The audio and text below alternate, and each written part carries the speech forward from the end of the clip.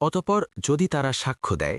তবে তোমরা তাদেরকে ঘরের মধ্যে আবদ্ধ রাখো যতক্ষণ না মৃত্যু তাদের জীবন শেষ করে দেয় অথবা আল্লাহ তাদের জন্য কোনো পথ তৈরি করে দেন ১৬ আর তোমাদের মধ্য থেকে যে দুজন অপকর্ম করবে তাদেরকে তোমরা আযাব দাও অতঃপর যদি তারা তাওবা করে এবং শুধরিয়ে নেয় তবে তোমরা তাদের থেকে বিরত থাকো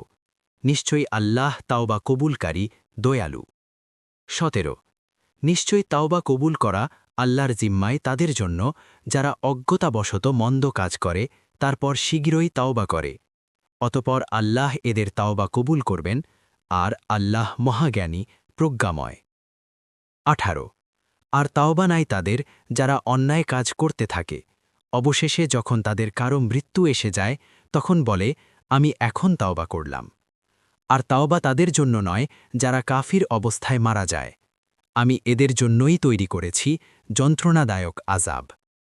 ১৯ হে মুমিনগণ তোমাদের জন্য হালাল নয় যে তোমরা জোর করে নারীদের ওয়ারিস হবে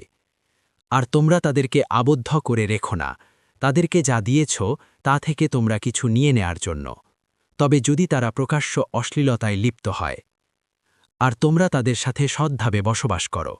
আর যদি তোমরা তাদেরকে অপছন্দ করো তবে এমনও হতে পারে যে তোমরা কোনো কিছুকে অপছন্দ করছ